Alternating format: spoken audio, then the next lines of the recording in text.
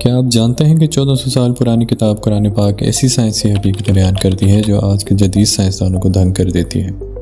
ایک ایسی کتاب جو نہ صرف رہنمائی دیتی ہے بلکہ کائنات کے گہرے رازوں کو بھی کھولتی ہے۔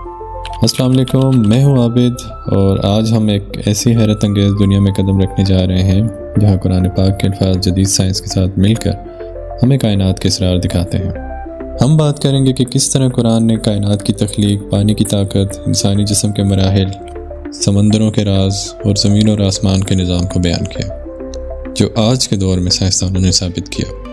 اس کے ساتھ ساتھ ہم جاپانی سائنسدان مسارو موٹو کے پانی پہ تجربات، فرانسیسی سرجن مورس بوکائل کے تاریخی مشاہدات، کینیڈین ایمبریولوجسٹ کیتھل مور کی انسانی تخلیق پہ تحقیق، سابق عیسائی مبلغ گیری ملر جو اب عبدالاحد عمر کے نام سے جانے جاتے ہیں، ان کے منطقی دلائل، اور مصری جیولوجسٹ زغلول النجار کے زمینی علوم کی روشنی میں قرآنی آیات کو دیکھیں گے۔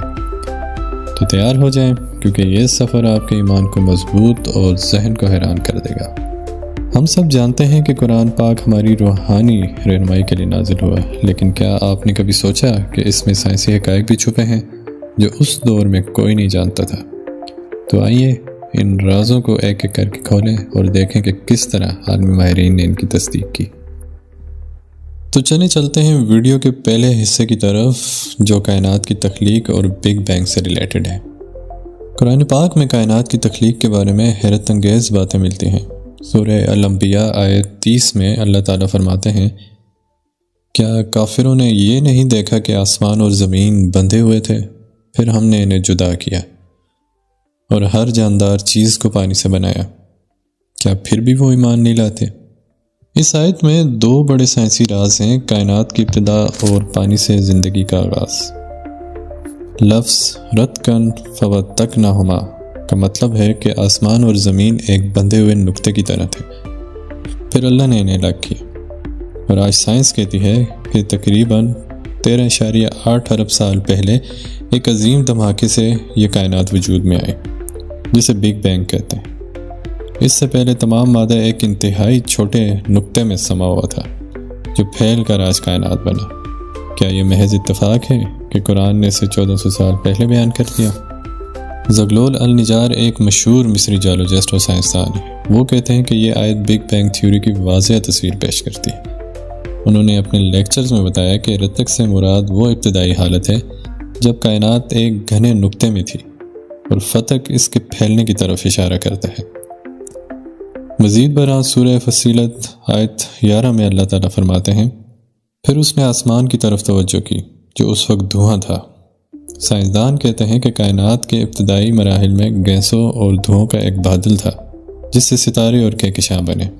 زغلول النجار کے مطابق لفظ دخان، جسے اردو میں دھواں کہتے ہیں، اسی حالت کو بیان کرتا ہے جو جدید فلکیات سے ملتا ہے۔ یہاں ایک راز کی بات ہے، اس دور میں کوئی دوربین یا سائنسی آلہ نہ تھا، پھر یہ معلومات قرآن میں کیسے آئیں؟ گیری ملر جو بعد میں عبدالاحد عمر بنے، کہتے ہیں کہ یہ معلومات انسانی علم سے باہر تھیں جو قرآن کی الہی صداقت کو ثابت کرتی ہیں۔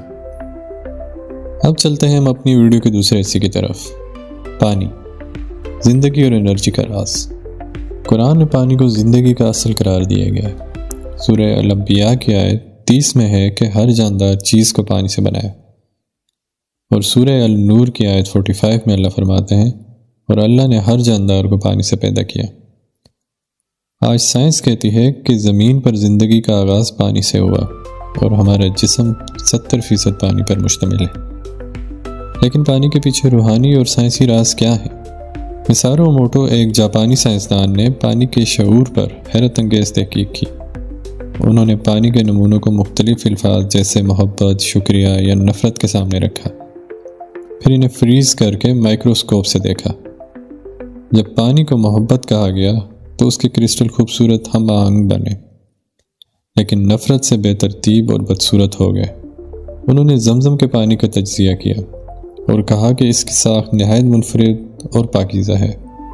موٹو کا خیال تھا کہ پانی ہمارے جذبات اور ارادوں کو سنتا ہے۔ اب سوچیں، جب ہم قرآن کی تلاوت کرتے ہیں یا وضو کے دوران بسم اللہ کہتے ہیں تو ہمارے الفاظ پانی پر کیا اثر ڈالتے ہیں؟ اگر ہمارا جسم 70% پانی پر ہے تو کیا تلاوت ہمارے اندر مثبت توانائی پیدا نہیں کرتی؟ سارو موٹو کے تجربات اس بات کی طرف اشارہ کرتے ہیں کہ پانی ایک زندہ شعور رکھتا ہے جو قرآن کے بیان سے جڑتا ہے کہ پانی زندگی کا اصل ہے۔ ایک اور دلچسپ بات، زغلول النجار نے زمزم کے پانی کی کیمیائی ساخت پہ تحقیق کی اور بتایا کہ یہ دوسرے پانیوں سے مختلف ہے جو اس کی پاکیزگی کو ظاہر کرتا ہے۔ اس سے قرآن کی اہمیت اور بڑھ جاتی ہے جو پانی کو اللہ کی ایک عظیم نشانی قرار دیتا ہے۔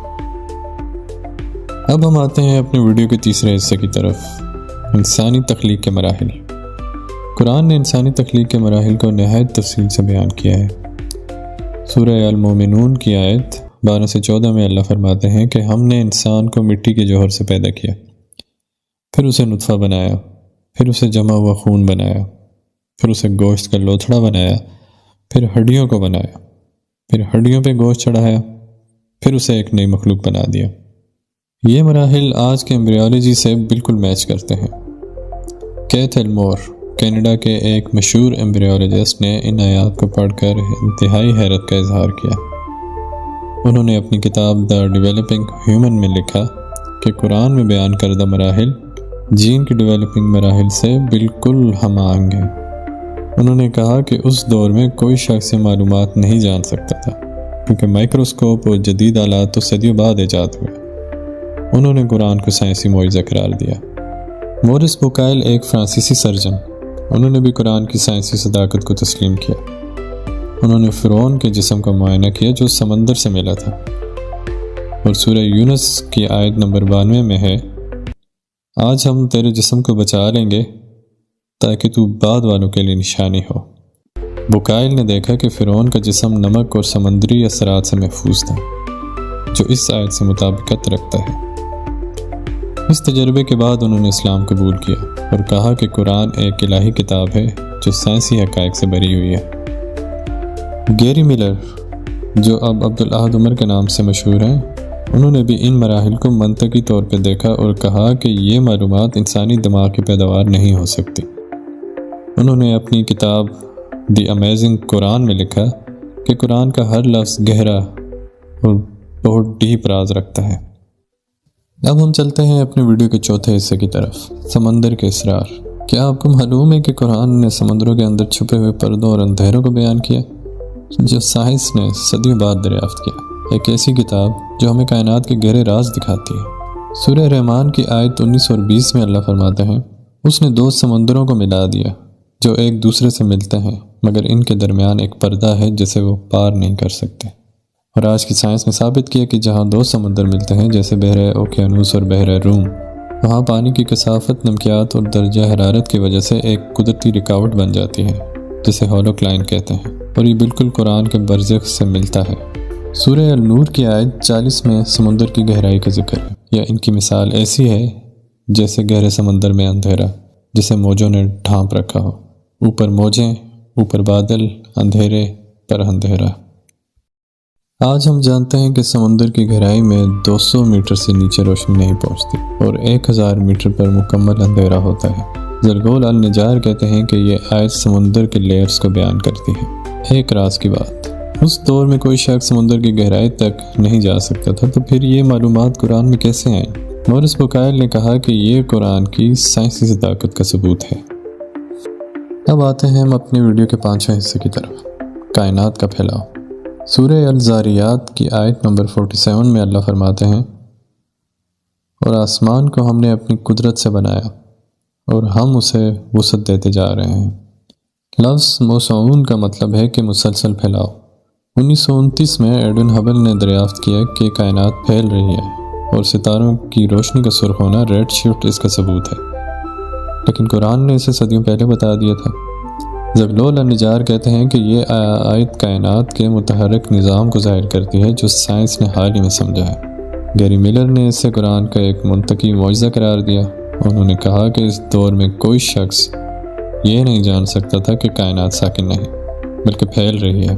انہوں نے اپنے لیکچر میں بتایا کہ قرآن ہر دور کے لیے ایک چیلنج ہے کہ اس کے بیانات کو سمجھا جائے۔ اس کے ساتھ ہم ایک دلچسپ راز کی بات کرتے ہیں۔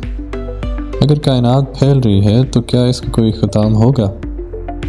قرآن اس کا جواب سورہ رحمان کی آیت 26-27 میں دیتا ہے۔ زمین پر جو کچھ ہے سب فنا ہو جائے گا اور تیرے رب کی ذات باقی رہے گی۔ یہ ایک گہری حقیقت ہے جو سائنس اور روحانیت کو جوڑتی ہے۔ اب آتے ہیں ہم اپنی ویڈیو کے چھٹے حصے کی طرف، جو انگلیوں کے نشانات اور شناخت سے ریلیٹڈ ہے۔ سورہ القیامہ کی آیت نمبر 3 اور 4 میں اللہ فرماتے ہیں، کیا انسان یہ سمجھتا ہے کہ ہم اس کی ہڈیاں جمع نہیں کریں گے؟ کیوں نہیں؟ ہم اس کی انگلیوں کی پوروں کو بھی درست کرنے کی قدرت رکھتے ہیں۔ لفظ بنات انگلیوں کے نشانات کی طرف اشارہ کرتا ہے۔ آج ہم جانتے ہیں کہ ہر انسان کے فنگر پرنٹس منفرد ہوتے ہیں اور یہ شناخت کا سب سے بڑا ذریعہ ہے۔ کیتھ ایلمور نے اس آیت کو پڑھ کر کہا کہ یہ چھوٹی لیکن گہری تفصیل حیران کن ہے۔ فنگر پرنٹس کی دریافت 19ویں صدی میں ہوئی، لیکن قرآن نے اسے بہت پہلے ہی بتا دیا تھا۔ گیری ملر نے اسے ایک ثبوت قرار دیا کہ قرآن انسانی علم سے آگے تھا۔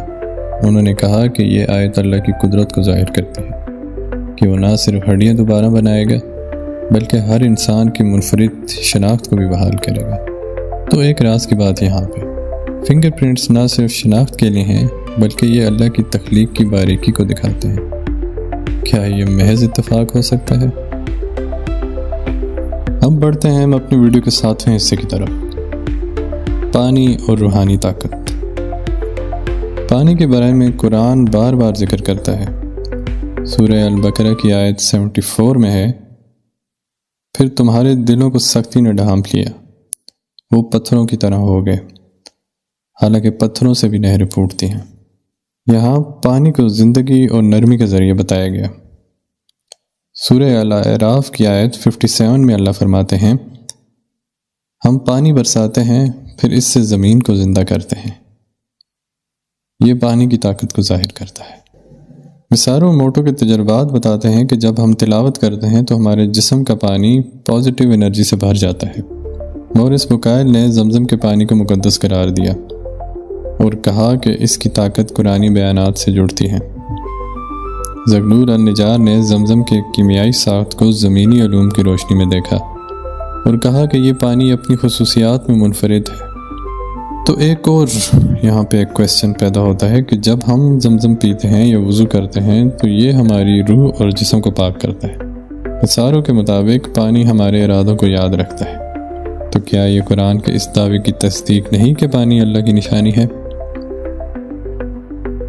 تو ہم اپنی ویڈیو کو یہاں پہ سم اپ کرتے ہیں، اور آج ہم نے دیکھا اس ویڈیو میں کہ قرآن پاک کائنات کے پھیلاؤ، پانی کی طاقت، انسانی تخلیق، سمندروں کے راز اور انگلیوں کے نشانات تک ہر چیز کو بیان کرتا ہے۔ مسارو موٹو، مورس بکائل، کیتھ ایلمور، گیری ملر اور زغلول النجار جیسے ماہرین نے ان حقائق کی تصدیق کی۔ یہ سب ثابت کرتا ہے کہ قرآن محض ایک دینی کتاب نہیں بلکہ ایک الہی خزانہ ہے جو ہر دور کے لیے رہنمائی کرتا ہے۔ اگر آپ کو یہ ویڈیو پسند آئی ہو تو لائک کریں، سبسکرائب کریں اور اپنے دوستوں کے ساتھ شیئر کریں، اور کمنٹس میں بتائیں کہ آپ اس بارے میں کیا سوچتے ہیں۔